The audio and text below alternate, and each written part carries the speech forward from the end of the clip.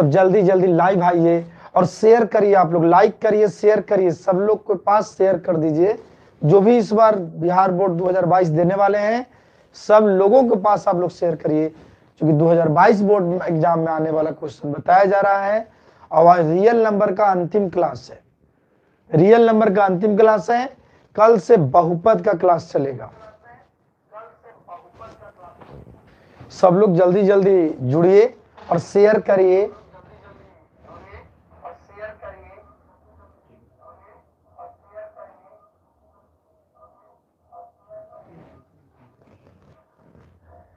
Live आइए आप लोग, जितना जल्दी जल्दी शेयर करते जाइए, लाइक भी करिए। जितने भी लोग हैं लाइक भी करिए।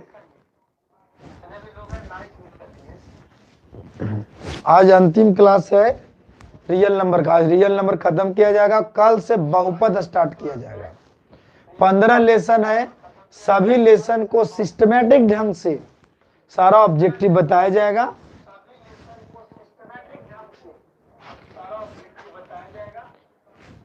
और 10 क्लास का नया बैच शुरू हो गया है। एक शाम में 3 बजे से, एक सुबह में भी स्टार्ट हो गया है और शाम में 3 बजे से है।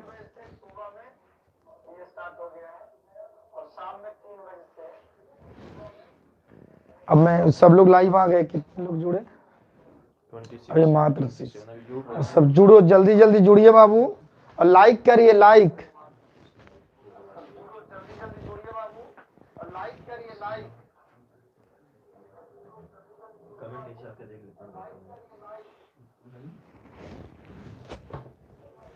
इसका पासवर्ड नहीं हमको पता है।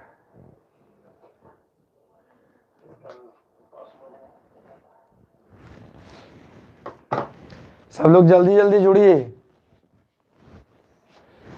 जल्दी। और लाइक करिए, लाइक नहीं किए ना शेयर किए अभी। सब लोग जुड़िए जल्दी जल्दी, लाइक करिए, शेयर करिए, जल्दी जल्दी जुड़िए।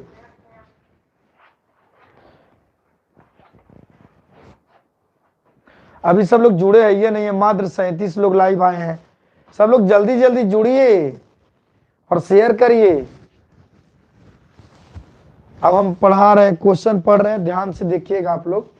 वृत्ताकार पथ पर 3 धावक एक ही स्थान से दौड़ना प्रारंभ करते हैं। कोई वृत्ताकार पथ है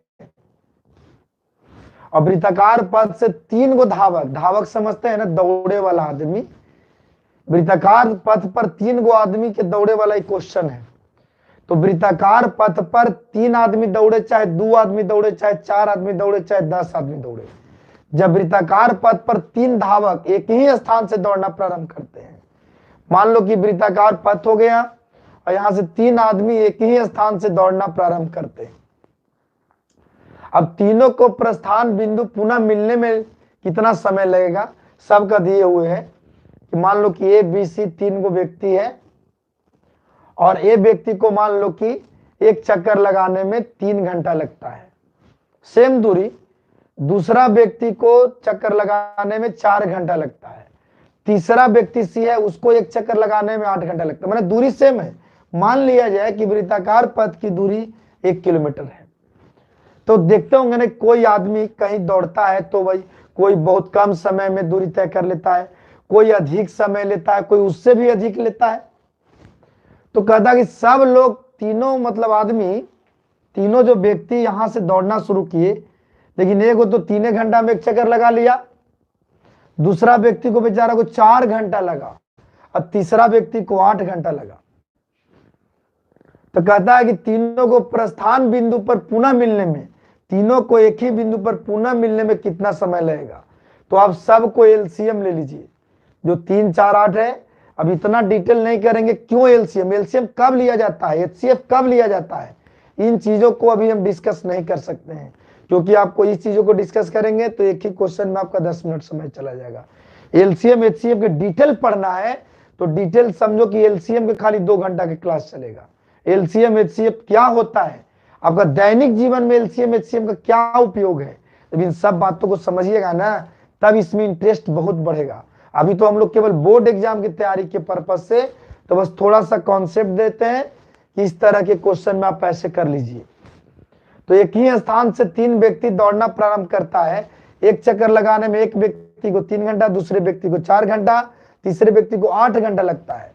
तीनों को प्रस्थान बिंदु पर पुनः मिलने में लगा समय, तीनों को प्रस्थान बिंदु पर पुनः मिलने में लगा समय, तो अब 3, 4, 8 घंटा लग रहा है ना, 3, 4 और 8 घंटा सबको आप लोग एलसीएम कर लीजिए, और एलसीएम करके जो आएगा वही आंसर होगा। तो 3, 4 और 8 एलसीएम आप लोग बचपन में पढ़ते होंगे, 3, 4 और 8 एलसीएम, बचपन वाला मैं बात बता रहा हूं। कहते होंगे 2 से लगाइए, तो 4 2 से लगेगा 2 बार में, 8 2 से लगेगा 4 बार में, फिर 2 से लगाइए, 3 तो न लगेगा, 2 लगेगा 1 बार में, 4 लगेगा 2 से 2 बार में। सबको गुना कर दीजिए, 2 दूनी 4, 12 दूनी 24, 24 घंटा लगेगा। एलसीएम ले लीजिए, 3 घंटे, 4 घंटे, 8 घंटे, सबको एलसीएम कर लीजिए, 24 घंटा लगेगा। मैंने 24 घंटा में तीनों को प्रस्थान बिंदु पर पुनः मिलने में लगा समय 24 घंटा होगा। तो सबको एलसीएम कर लेना है। 3 धावक दौड़ रहा है वृत्ताकार पथ पर, तीनों को प्रस्थान बिंदु पर पुनः मिलने में लगा समय, एलसीएम 3, 4, 8 के कर लीजिए, 24 घंटा आएगा। वही ऑप्शन इसका डी होगा। स्क्रीनशॉट जो लेना चाहते हो ले लीजिए। और सब लोग लाइक नहीं किए, मात्र 33 लोग लाइक किए हैं आप लोग। एलसीएम ले लेना है। वृत्ताकार पथ पर 3 गो धावक दौड़ रहा, माने दौड़ना प्रारंभ करता है। वृत्ताकार पथ पर 3 धावक दौड़ना प्रारंभ करता है। एक धावक को चक्कर लगाने में 3 घंटा, दूसरा धावक को चक्कर लगाने में 4 घंटा, तीसरा धावक को चक्कर लगाने में 8 घंटा। तो तीनों को प्रस्थान बिंदु पर पुनः मिलने में लगा समय 3, 4, 8 जो घंटा है, इसको एलसीएम कर लीजिए। एलसीएम करके जब गुना करिएगा ना इसको, 2 दूनी 4, 12 दूनी 24 घंटा लगेगा। मतलब एलसीएम कर लीजिए आराम से। अब एलसीएम एचसीएफ डिटेल पढ़ना है तो खाली एलसीएम पर आपको 2 घंटा क्लास पढ़ना होगा। एचसीएफ पर 2 घंटा, बहुत अच्छा चीज है, बहुत इंटरेस्टिंग चीज है। लेकिन अभी हम लोग को बोर्ड एग्जाम की तैयारी कर रहे हैं, तो बस केवल इसका कॉन्सेप्ट डेवलप करना है।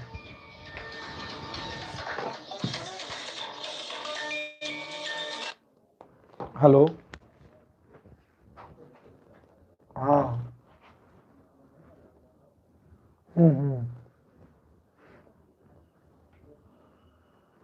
जो भी है ना, सुनिए अभी हम ऑनलाइन क्लास ले रहे हैं, 7:30 में बात करेंगे।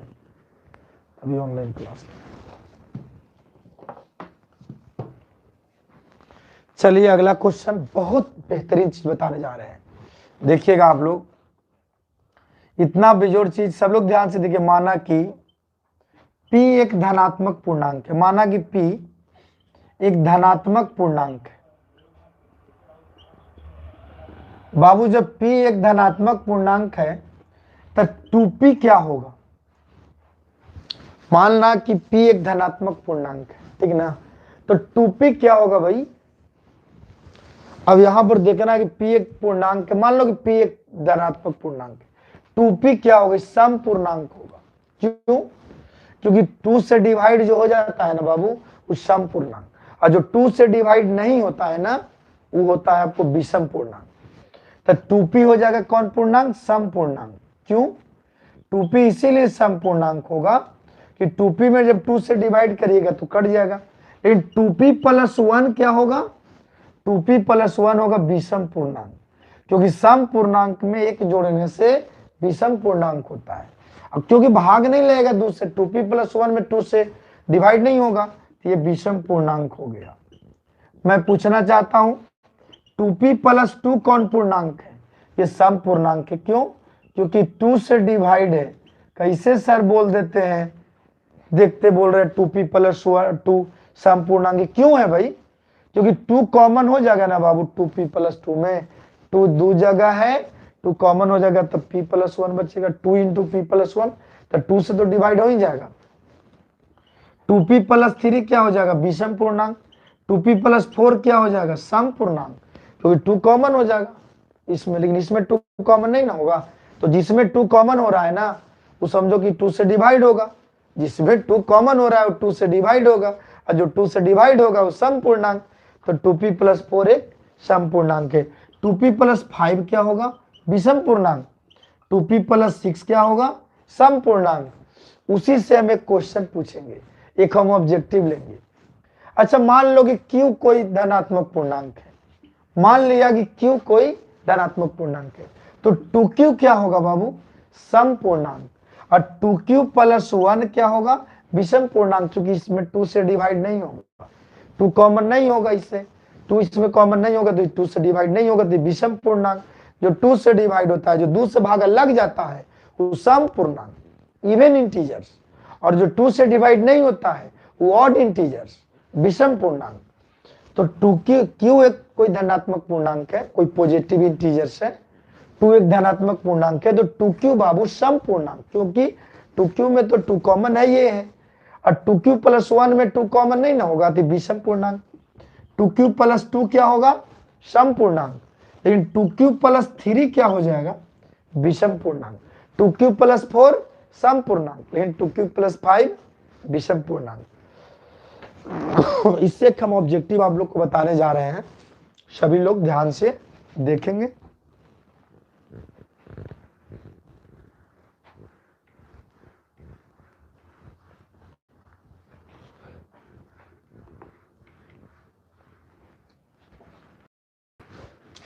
सभी लोग ध्यान से देखिएगा।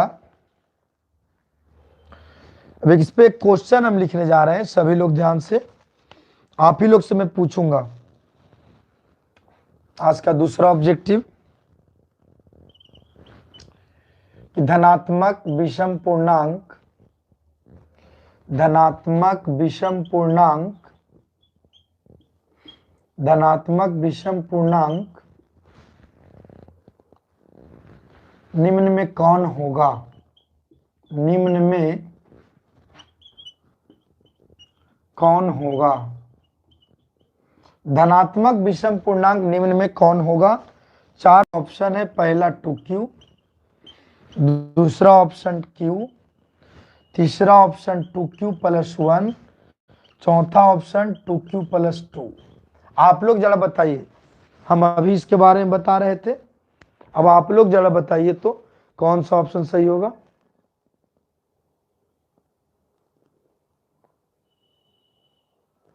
कोई लड़का जो कमेंट फालतू करेगा ग्रुप बाहर कर दिए जाएंगे, कोई भी फालतू कमेंट ना करें, मैं सबको बता दिया हूं कौन सा ऑप्शन होगा, बताइए।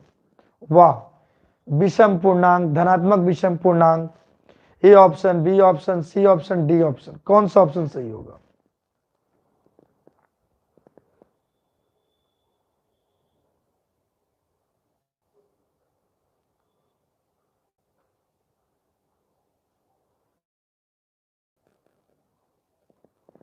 कोई लड़का कमेंट फालतू ना करेगा।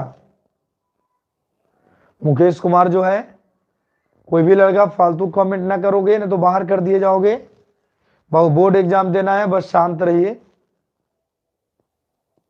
विषम पूर्णांक, धनात्मक विषम पूर्णांक, वही विषम पूर्णांक की जहां तक बात है, क्यू एक पूर्णांक है, क्यू एक पूर्णांक है। अब क्यू पूर्णांक उस सम पूर्णांक है कि विषम पूर्णांक है, ये क्लियर नहीं है। बहुत लोग क्यू बता रहा है, क्यू एक इंटीजर्स, बट कौन सा इंटीजर्स है ये तो नहीं बताया जा रहा है, तो इसीलिए मैं बता रहा हूं कि यहाँ 2q प्लस 1 होगा विषम पूर्णांक। 2q तो पक्का है कि सम पूर्णांक होगा, अब सम पूर्णांक में 1 ऐड हो गया तो विषम पूर्णांक हो जाएगा। 2q plus 1 C option, very good. q एक पूर्णांक है, लेकिन विषम पूर्णांक कौन सा पूर्णांक है पता नहीं, 2q प्लस 1 पक्का है कि विषम पूर्णांक होगा, क्योंकि किसी भी प्लस 1 जुट रहा है ना, ये विषम पूर्णांक होगा। सी ऑप्शन होगा इसका। बहुत अच्छा, बहुत लोग सी ऑप्शन बताया। चलिएगा नेक्स्ट देखिए, तीसरा ऑब्जेक्टिव आज का तीसरा ऑब्जेक्टिव 81 और 237 का मशह ज्ञात करें। मशह होगा 81 और 237 का मशह होगा, पहला ऑप्शन 3, दूसरा ऑप्शन 5, तीसरा ऑप्शन 7, चौथा ऑप्शन 11। बहुत मजेदार, ये तो हल्का है, आप लोग बना लीजिएगा आराम से। 81 और 237 का महत्तम मशह। भाई मशह निकालने का एक विधि नहीं है, मसा निकालने का 3 विधि है। तो यहाँ विधि ना लिखल है ऑब्जेक्टिव में, ऑब्जेक्टिव में विधि कहाँ लिखल है, कौन विधि से मसा निकालना है। तो भाई तुम जो आसान है उससे बना दो, भागा विधि से आसान है, भागे विधि से बना दो। 81 में 237 से भाग दे दो, छोटका में बड़का से भाग दे दो। 81 में 237 से भाग लगाइए, 81 का 81, 81 दूनी 162। अब 81 तिहाई कितना होगा, तो न पहाड़ आता है तो 81 में 3 से गुना करके देखिए 243 हो जाता है। 81 तिहाई ज्यादा ना हो जा रहा है 243 237 से, 81 दूनिये लगाइए। 81 दूनी कितना, 81 में 2 से गुना कर दीजिए, 2 में 1 से 2 और 8 दूनी 16। 81 का 81, 81 दूनी 162, 81 तिहाई 243। तो तिहाई कैसे लगेगा, 237 से ना है, तो भाज इससे ज्यादा नहीं ना आना चाहिए। तो 81 दूनी 162, घटाइए, 7 में से 2 जाएगा 5 और 3 में से 6 न जाएगा 10 पैंचा लेते हैं, तो 3 में 10 पैंचा लेंगे तो कितना होगा 13, 13 में से 6 जाएगा 7। अब जो शेषफल आया उसको भाजक बना दो, प्रमोशन दो भाई शेषफल के भाजक में, और जो भाजक था ओकरा प्रमोशन दे दीजिए भाज में। ए भाजक तुम भाज आके बनो यहाँ, अरे मासा निकल रहा है तुम आवो न, प्रमोशन हो रहा है तुम भाज के न था, अब पीछे भाज आ जाओ। 75 में अब 81 से भागा लगाइए, 75 का 75, 75 दूनी 150, तो 100 यहाँ 81 न केवल है, तो 75 का 75 एक के बार में लगेगा, घटाइए, 11 में से 5 जाएगा 6। अब यहाँ तो 7 में 7 गया कटकुट। अब फिर शेषफल को भाजक बनाइए, और जो यहां पर ही भाजक है ना वो भाज बनेगा। शेषफल को भाजक बनाइए, शेषफल को भाजक बनाइए। जो भाजक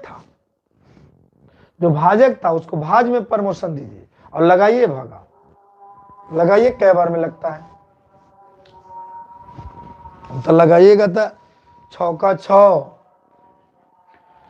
6 का 6 एक बार में, तो इस तरह से का डायरेक्ट 12 छक 72 बरसत भागा लगाइए ना इसको 6 से 75 में, तो 6 से 75 कै बार में कटेगा तो पूरे पूरे नहीं है, ये पूरे पूरे तो कटने वाला है ना, 12 छक 72, डायरेक्ट 12 बार में लगाइए ना, डायरेक्ट 12 बार में 72 लिखिए, ऑब्जेक्टिव बना रहे हैं ना, डायरेक्ट 12 छक 72 करिए, 75 में से 72 जाएगा 3 बचेगा, 5 में से 2 जाएगा 3 बचेगा ना बाबू।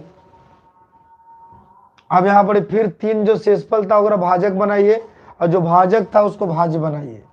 शेषफल को भाजक और जो भाजक था उसका भाज, 3 दूनी 6। अब 3 दूनी 6 कट गया ना, शेषफल जब 0 आता है ना, और 0 शेषफल का जो भाजक होता है वही मसा होता है, तो 0 शेषफल का भाजक कितना है 3, तो मसा हो जाएगा 3।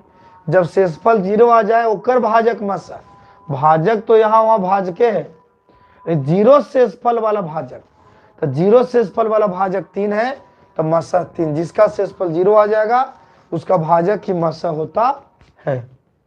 ये तो भागा दे करके अपना हम लोग शॉर्टकट भागा दिया, वैसे भागवा बढ़ रहा था पर शॉर्ट कर दिए, वहां पर जगह कम था, तो आप भागा दे दीजिए आराम से। 81 से 237 में भागा देख के बनाते रहिए, जब शेषफल 0 आ जाए उसका भाजक मसा होता है।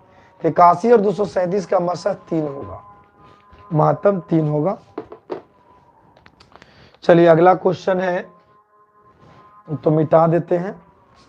आज का चौथा ऑब्जेक्टिव, आज हम लोग टोटल इसको पढ़ ही लेंगे, तो कल से हम लोग बहुपद स्टार्ट करेंगे, बहुत बढ़िया चीज है, सिस्टम से एकदम सीरियल नंबर का लेसन से चल रहे हैं हम लोग। चौथा ऑब्जेक्टिव देखिएगा, दो संख्याओं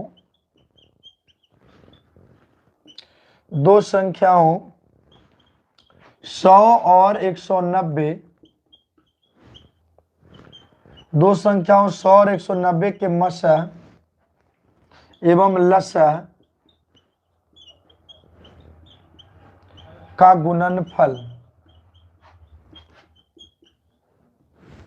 गुणनफल है, 4 गो ऑप्शन में है, पहला 10, दूसरा 190, तीसरा 100, चौथा 19,000। चलिए मैं बताने जा रहा हूं, सब लोग ध्यान से देखेंगे। दो संख्याओं 100 और 190 के, मैंने दो संख्या है 100 और 190। बहुत बढ़िया बात है भाई।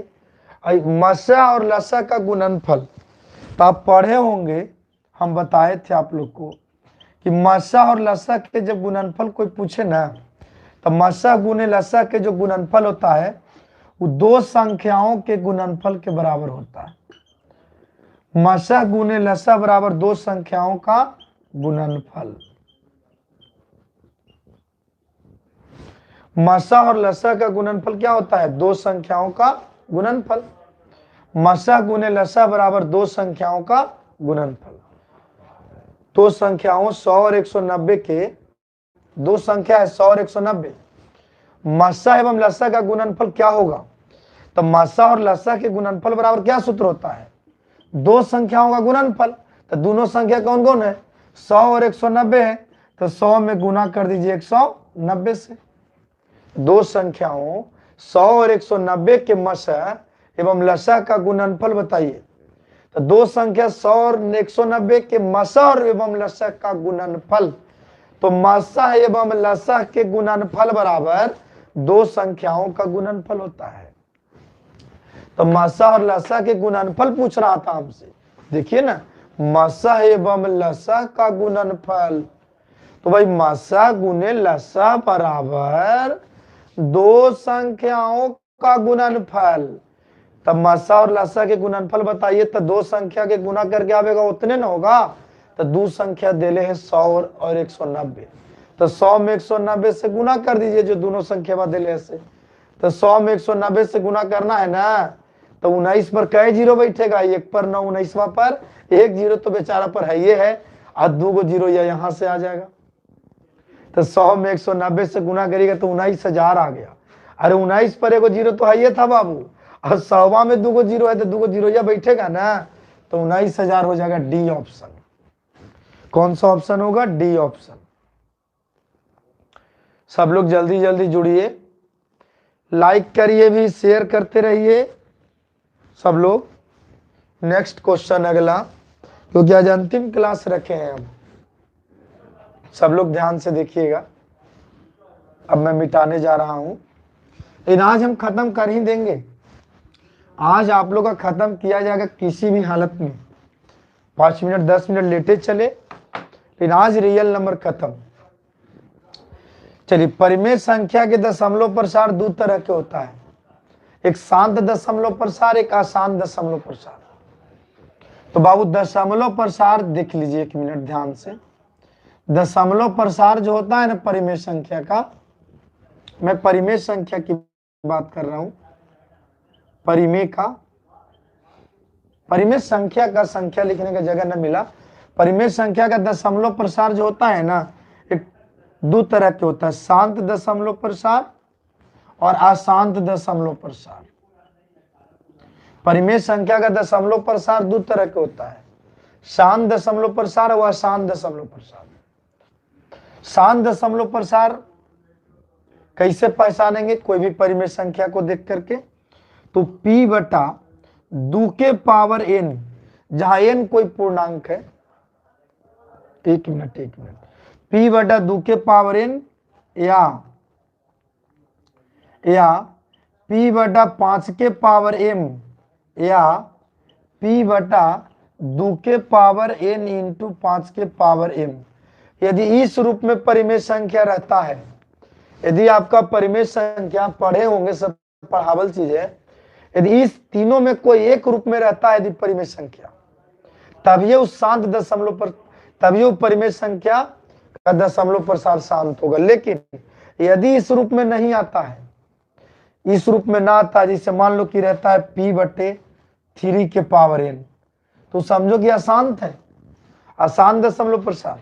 या मान लो कि p बटे रहेगा भी 2 के पावर n भी होगा, और यहां मान लो कि रहेगा 7 के पावर m, तो भी अशांत हो जाएगा ये, क्योंकि शांत के लिए केवल 2 के पावर n या केवल 5 के पावर m, या 2 5 दोनों रहे, अकेले हर में 2 रहे, हर में 2 रहे, हर में 5 रहे, हर में 2 और 5 रहे दोनों, माने पावर में कुछ भी रहे तो समझ लीजिए कि शांत दशमलव प्रसार है।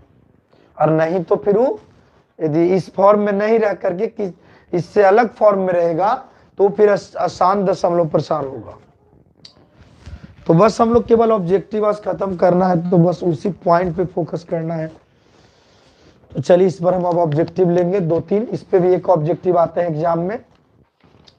तो परिमेय संख्या का दशमलव प्रकार 2 तरह की, शांत दशमलव प्रसार, अशांत। शांत में क्या आएगी, p/2 के पावर n या p/5 के पावर m या p/2 के पावर n इंटू 5 के पावर n।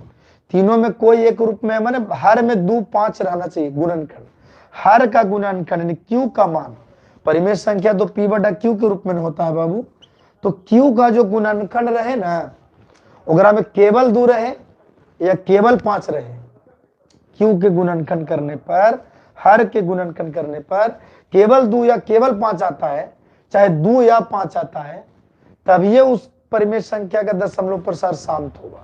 नहीं तो यदि उस रूप में नहीं आएगा, दूसरे रूप में आएगा, तो वह परिमेय संख्या का दशमलव प्रसार अशांत होगा।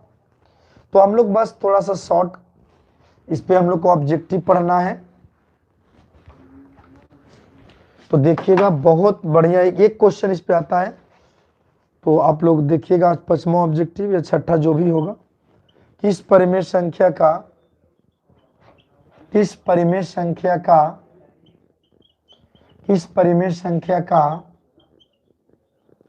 दशमलव प्रसार, किस परिमेय संख्या का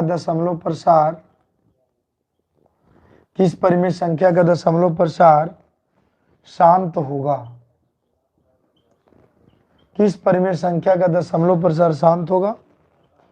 पहला ऑप्शन में 1/11, दूसरा है 3/13, तीसरा है 4.1/8, चौथा ऑप्शन में 22/7। मैं तरीका बता देता हूं, देखना सब लोग ध्यान से। शांत अशांत से एक क्वेश्चन जरूर आता है, देखिएगा किस परिमेय संख्या का दशमलव प्रसार शांत होगा। तो भाई सब के हर के गुणनखंड करो, तो एक हर तो 11 है, तो ये तो कभी नहीं हो सकता है। एक हर 13 है, तो भाई हर में हर का गुणनखंड 2 या 5 होना चाहिए, चाहे 2 5 दोनों आवे, तभी परिमेय संख्या का दशमलव प्रसार शांत होगा। 11 है अभाज्य संख्या, एक तो गुणनखंडो न होगा। 13 अभाज्य संख्या, एक गुणनखंड, तो ये सब तो अशांत दशमलव प्रसार होगा। इस सब के 1/7 अभाज्य संख्या, ये भी नहीं होगा, क्योंकि इस सब के हर अभाज्य संख्या है, तो अगर गुणनखंड नहीं होगा, और जब गुणनखंड नहीं होगा तो गुणनखंड 2 या 5 कैसे आ सकता है? तो इस सब जब छट गया तो यह ना बच गया, तो एक ना इसी परिमेय संख्या का दशमलव प्रसार शांत होगा। 8 चौक 32 एक 33, 8 चौक 32 पूर्णांक तोड़िएगा तो 8 चौक 32 और एक जोड़ेंगे ऊपरे वाला 33/8। अब 8 के गुणनखंड करके देखिए ना, 2 से लगाइए 4 बार में, 2 से लगाइए फिर 4 को 2 बार में, तो कितना हो जाएगा 33/8 को क्या लिखिएगा, कै गो 2 आया 3 गो, तो 8 के लिख दीजिए 2 के क्यों, 2 आ गया ना गुणनखंड में, केवल 2 ना आ रहा है गुणनखंड में, तो इसका वैसे ऑप्शनों छांट के आप चुन सकते थे। 11 एक गुणनखंड तो अभाज्य संख्या है, एक गुणनखंड ना होगा। 13 अभाज्य संख्या गुणनखंड ना होगा। 7 अभाज्य संख्या गुणनखंड ना होगा। यह तो बचा 8 चौक 32 एक 33/8। अब यही बचा, तब यही ना ऑप्शन में होगा। अब ना है तो 8 के गुणनखंड कीजिए 2 से 4 बार में, फिर 4 को 2 से 2 बार में, कै गो 2 आया 3 गो, तो 8 के लिख दीजिए 2 के क्यों, तो 2 के पावर 3 रहे, चाहे 2 के पावर 50,000 रहे, चाहे 2 के पावर 2 रहे, चाहे 2 के पावर 1 रहे, चाहे 2 के पावर 75 रहे, चाहे 2 के पावर 78 रहे, 2 के ना पावर है आखिर। तो हर में जब 2 के पावर है तो शांत होगा। और वैसा हूं हम लोग ऑप्शन छांट दिए थे 3 गो, एगो जो बच गया था उस परिमेय संख्या का दशमलव प्रसार शांत होगा। तो जौन परिमेय संख्या के बटा में या ओकर हर के गुणनखंड 2 या 5 होगा तभी ये शांत होगा, ऐसे नहीं होगा। अब इसको मिटा देते हैं स्टूडेंट्स।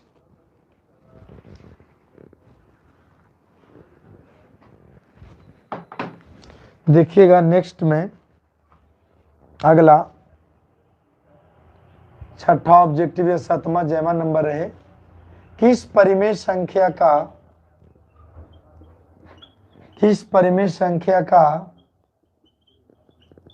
दशमलव प्रसार अशांत होगा। 4 गो ऑप्शन लेते हैं। पहला ऑप्शन में 7/30, दूसरा ऑप्शन 7/25, तीसरा ऑप्शन 21/20, चौथा ऑप्शन 37/100। चलिए, अब कौन सा परिमेय संख्या का दशमलव प्रसार अशांत होगा? 4 गो है परिमेय संख्या। परिमेय संख्या समझते हैं ना, जब बटा में रहता है P/Q के रूप में, नहीं P/Q के मानक रूप में रहता है, P/Q के रूप में न रहता है, P/Q के मानक रूप में बोलेंगे। अब P और Q का मान पूर्णांक और Q is not equal to 0, तब वह परिमेय संख्या को परिभाषित करता है। तो चलिए हम लोग क्वेश्चन पढ़ते हैं, किस परिमेय संख्या का दशमलव प्रसार अशांत? अशांत है भाई, तो एक काम करो, हर के गुणनखंड करो। शांत है कि अशांत है पता चल जाएगा। 30 है ना, कर हर पहिलका के 30 के गुणनखंड 2 से करिए, कै बार में? 15 बार में। अब 2 से ना लगेगा 15, तो 3 से लगाइए 5 बार में। लो 2 या 5 आता था तो ठीक था, और 2 5 के अलावा 3 आ गया तो यह अशांत हो गया। लो तो लाइन कैसे का एक कट गया? बल्ब क्यों नहीं जल रहा है? क्या है, लाइन कट गई है? बताइए।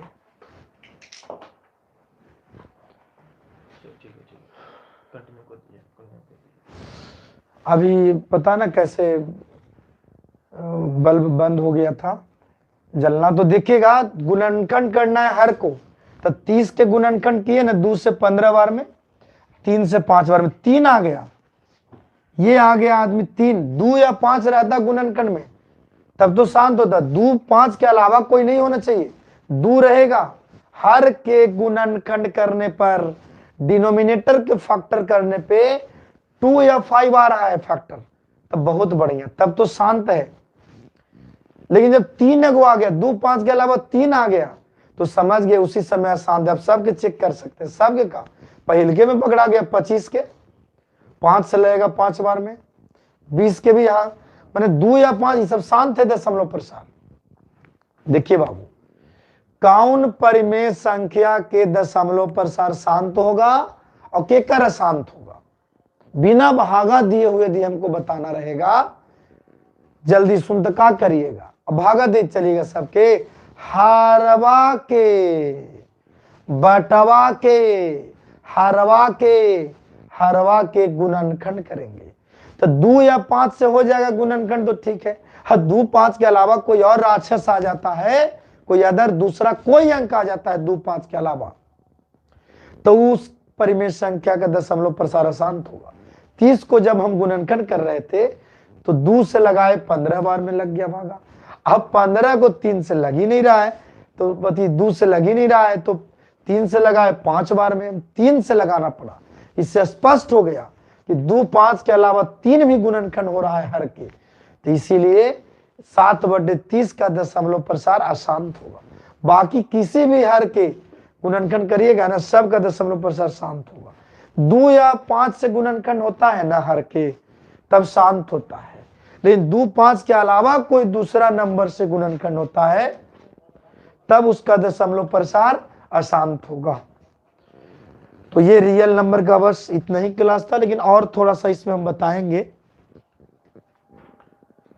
अभी और हम बताएंगे, टाइम तो हो गया है लेकिन फिर भी देख लेते हैं कि एग्जाम में आने वाला कोई और ऑब्जेक्टिव तो नहीं ना छूट रहा है, और लगभग हम सब बता दिए। अच्छा, 2 परिमेय संख्या के बीच में कितनी परिमेय संख्या हो सकती है? अनंत। ये आप नोट कर लीजिएगा, 2 परिमेय संख्या के बीच में कितनी परिमेय संख्याएं हो सकती है? अनंत। 2 परिमेय संख्या के बीच में अनंत परिमेय संख्याएं हो सकती है। 2 परिमेय संख्या के बीच में अनंत परिमेय संख्याएं हो सकती है। यदि ये ऑब्जेक्टिव में पूछ देगा तो आपको बताना होगा कि दो परिमेय संख्या के बीच में कितनी परिमेय संख्याएं हो सकती है, तो अनंत। सब लोग को शेयर कर दीजिए। आज बस इतना ही। कल से हम बहुपद स्टार्ट करने वाले हैं। सब लोग जान लीजिए, कल से आप लोग का बहुपद शुरू होने वाला है। सब लोग जल्दी जल्दी शेयर करिए इसको। सब लोग के पास जो 2022 बोर्ड एग्जाम देने वाले हैं, बस आज का क्लास समाप्त। और कल डेली आप लोग को पता ही है 6 बजे से आप लोग को शाम में 12th का इंपॉर्टेंट ऑब्जेक्टिव 1 महीना चल रहा है लगातार कंटिन्यू, और 7 बजे से 10th का ऑब्जेक्टिव चल रहा है। बहुत बहुत धन्यवाद। सब लोग को शेयर कर दीजिए।